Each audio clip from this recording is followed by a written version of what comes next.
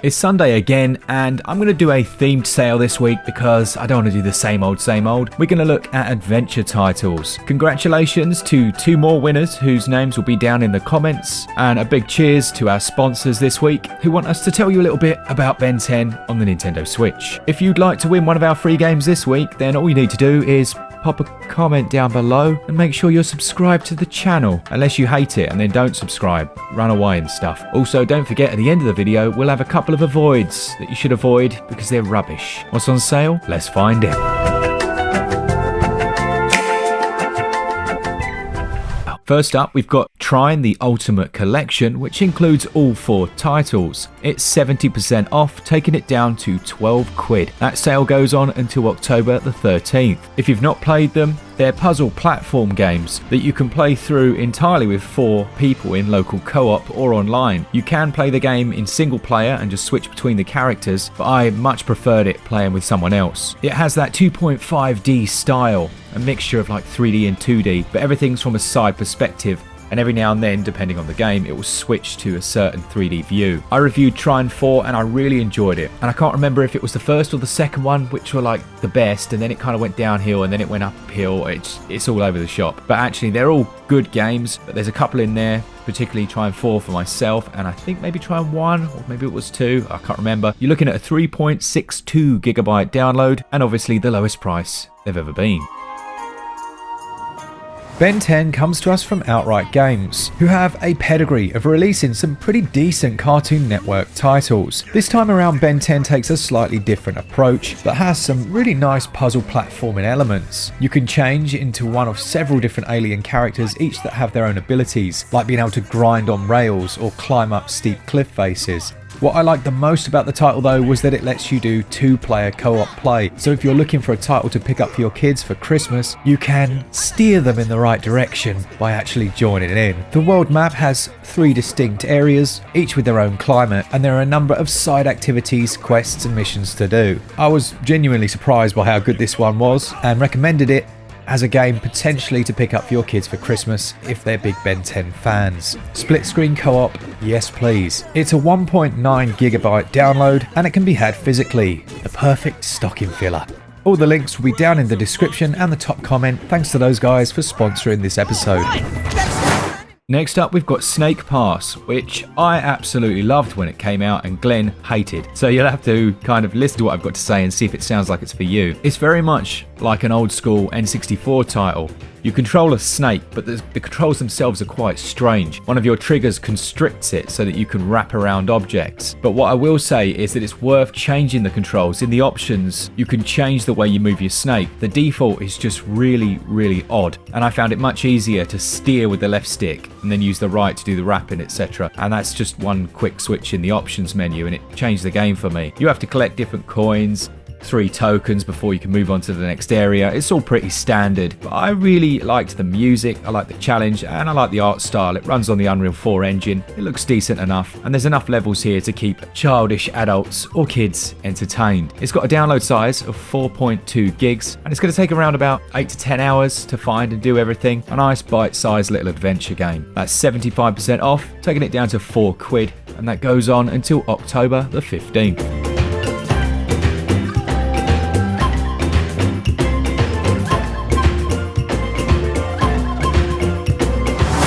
Hands down, one of the best deals this week is Shakedown Hawaii at 50% off, taking it down to 9 quid. Glen reviewed this on the channel and he absolutely loved it. It takes almost a mixture of the old school GTA top-down style with some of the newer titles that allowed you a bit of expansion, etc. But it has this cool shifting mechanic where when you enter instances, it can become like a run and gun. It comes from V-Blank Entertainment, and obviously they have other titles in this series, but for Glen, this one took it to the next level. You have to build that legitimate corporation by completing missions, acquiring different businesses, sabotaging competitors, I struggled with that word, didn't I? and shaking down shops for protection money. It has a small download, 170 megs, that's well worth it. And it's going to take you around about 10 to 15 hours to do everything. Again, another adventure action title that has that arcadey aesthetic, but don't be put off by those visuals if you don't generally like this style. I think you'll have a lot of fun with this one. And his right-hand consultant, ready to take care of the dirty work. The entire island is up for grabs, or at least could be, with the right business. Then we've got Sparklight, which is a little bit like an action adventure game, something like Zelda in some aspects, but then it's very different in others. There's a hub area, and then you go out to explore the world of Sparklight, which is made up of 5 really lovely looking biomes, and you'll have to invent different gadgets to solve puzzles and defeat enemies. There are a number of bosses to fight through, and something I always like to see is a co-op mode where you can play locally with a friend. There are quite a few different collectibles in this one as well. And what I like to say, and what's nice to say I should say, is that they've updated it quite a bit since launch and they've worked on it a lot. It holds a download size of 1.6 gigs and you're looking at around about 10 to 15 hours, but probably quite a lot longer than that to complete this one. This one released at a time where there were a lot of good games dropping, and I don't think it got the attention it deserved. If you like the look of it, I think picking it up at 40% off, which is 12 quid, wouldn't be a bad option. And that sale goes on until October the 18th. She needed our help. Next up, we've got another game that I believe Glen reviewed. It's the Aquatic Adventure of the Last Human, which obviously takes place underwater. You have to explore the ruins of humanity in this mesmerizing underwater action adventure. That's what it says on the eShop, but actually it's quite a grimy looking title. Actually, I like that art style a lot. And after watching Waterworld the other day, man, that film has aged interestingly. It's quite nice to play and go back to something based underwater.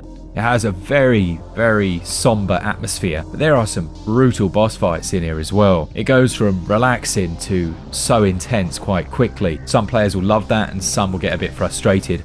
I seem to recall Glen mentioning in his review that the difficulty suddenly cranks up to 9 for a short while and then goes back down again. But still, he really liked it. You're looking at a download size of 206 megs, and obviously that sale goes on until November the 1st.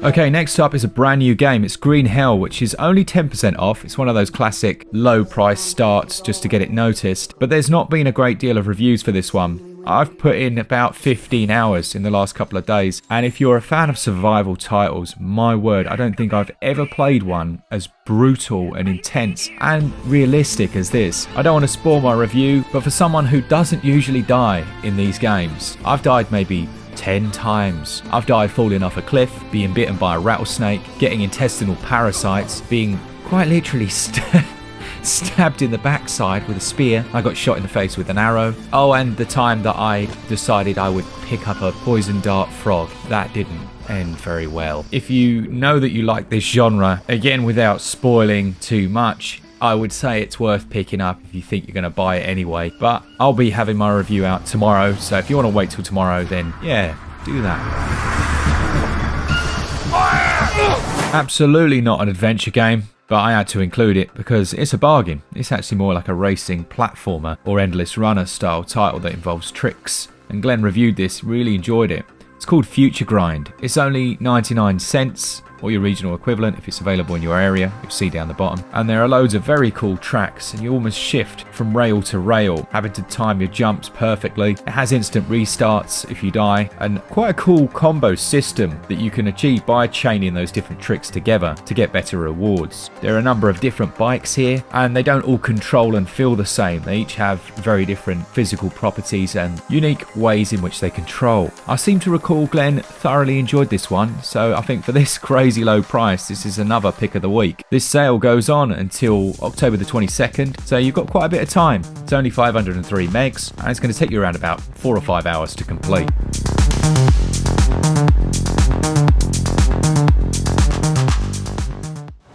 Next up, we've got 3000th Duel, which I should have mentioned a while ago, to be honest. I was planning on reviewing it when it launched, but life happened and it didn't happen. You play as a hero who's got no memory, yeah, cliche, and has a mysterious mask that covers his face. It has a huge world with different biomes that are connected, and there are over 300, I believe, different biomes to explore. There are 150 plus monsters and final bosses, and at least 3 different weapons with their own unique attacks. There's also the Wise Ones, which is a free DLC that adds 150 new regions, new equipment, and a new game plus mode. I mean, all of that for the original asking price at the moment of $7 or your regional equivalent at 50% off. This one goes on until October the 14th, has a download size of 1.2 gigs, and yeah, it's going to take you at least 25 hours, and then you've got that extra content. Well worth picking up.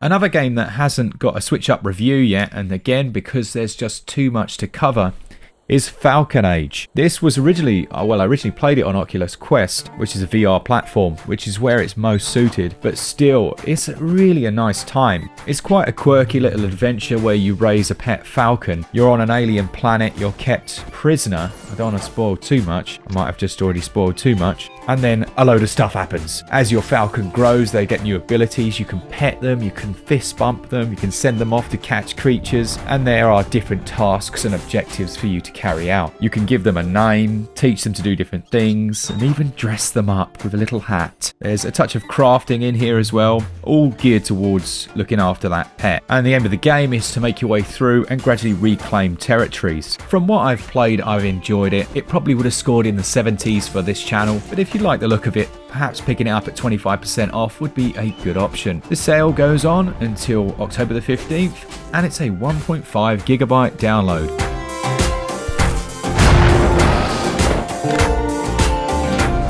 Okay, this last one isn't necessarily a you should definitely go out and buy it, but I'd suggest sticking it on your watch list for when it launches, as this sale goes on for quite a while, and hopefully we can give you a full review. It's called Cloudpunk, and it has a 20% pre-order discount on at the moment, and it just looks very cool indeed. It comes from Merge Games, and it's a neo-noir story set in a rain-drenched cyberpunk metropolis a la Blade Runner. Obviously, with all of us just going crazy that finally cyberpunk has gone gold and it's on its way, hopefully. Anything to do with cyberpunk and this style is just getting everyone in the feels at the moment. It describes itself as having an immense vertical cyberpunk city that you can navigate with your hover car, or you can go around on foot. There are different mysteries and an ongoing corporate conspiracy. There are lots of different characters that you can talk to and meet, and supposedly your decisions will have a lasting impact on the inhabitants of the world. But I mean, how many times have we heard that? It's like your decisions will have a lasting impact on the world. What game are you playing? Oh, it's called Troll and I. Yeah. Anyway, maybe stick this one on your watch list. I think it looks really nice. We'll try and get a review out for you as soon as we can. Right, let's move on then to a couple of games that you should avoid because they whiff of Stilton. That's cheese, by the way. Everyone knew that, didn't they? I'm so sorry. There's that one person who was halfway through Googling it though, isn't there? I know you, I can see you.